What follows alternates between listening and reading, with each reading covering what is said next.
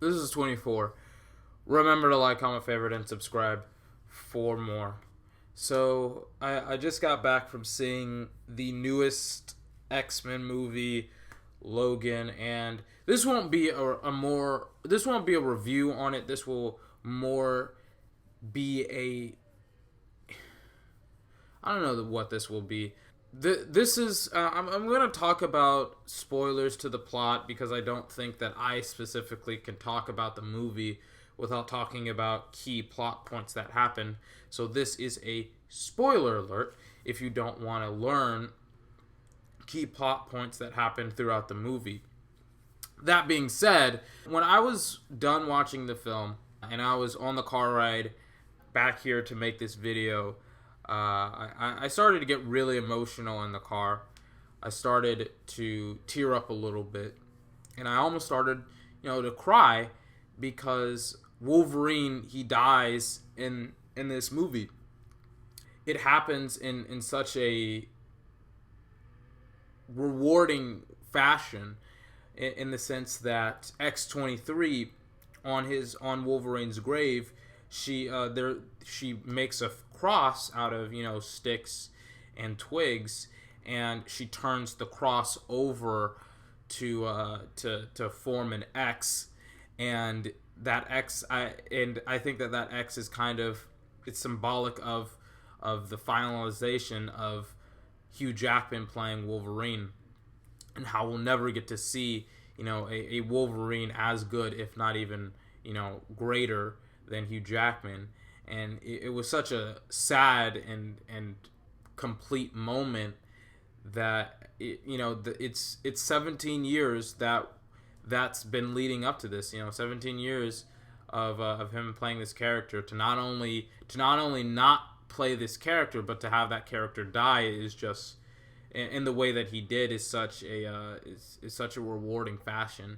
And I congratulate Hugh Jackman for, I guess, ending the character and the arc of Wolverine the way that he wanted to. And it's just such a sad moment, but it's also such a great moment in the movie.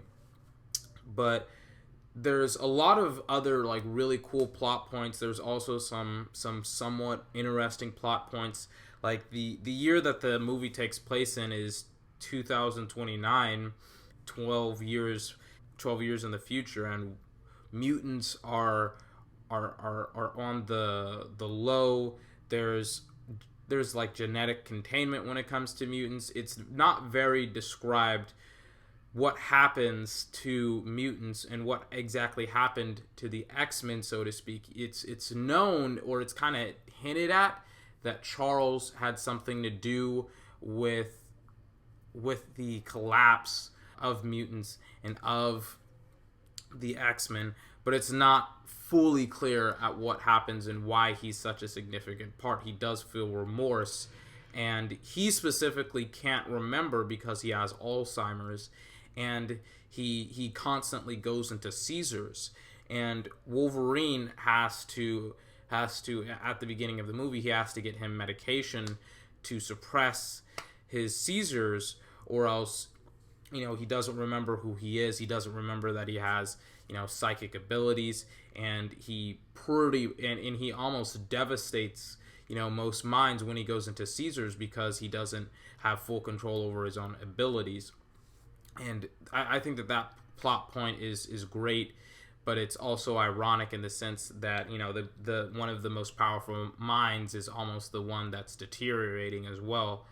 But there's a lot of really cool nuances like that, a lot of little teasers. The X-Men comic books, they were kind of made in response to the decline in mutants and things of that nature. There's really not a lot of mutants. Again, there's not really an explanation of how and why the X-Men are gone.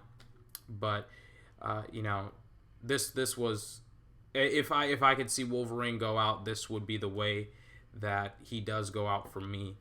And I'm sorry if I get a little bit off track here, going off of Logan, the movie Logan, Hugh Jackman, X-Men, Marvel. This makes DC look terrible. I know that it's two separate things. I know that, these are two different companies, but you have Wolverine's cinematic death being, for me, one of the most impactful. Like the only movie that I really cried on or cried at is on the Titanic when I first saw it. Everyone did, because I mean, if you didn't cry during the Titanic, you have no soul. But I almost cried during this film, and I cried a little bit after seeing Superman die in Batman v Superman, because he's one of the greatest superheroes of all time, and we unfortunately had to see him die cinematically. And it's just like, this movie makes DC look like they don't even respect their own superheroes. And I know that DC and Marvel are two different entities in and of themselves, but I mean, seriously, this took 17 years of build-up to make and to execute, and they do it flawlessly. And this is Fox that we're talking about. This isn't part of the Marvel Cinematic Universe with Disney. This is Fox, and they do the characters such a huge amount of justice, and they do the fans such a huge fan service for sticking with them for 17 years. And during the second movie, DC kills one of their most important, characters. But I'm not going to talk about this that much. I was going to upload another video, but after this one today, I just can't do it. I apologize for that. Give me a day to collect myself, and I will return back to making more content. Until then, have a fantastic day. I'll see you next time.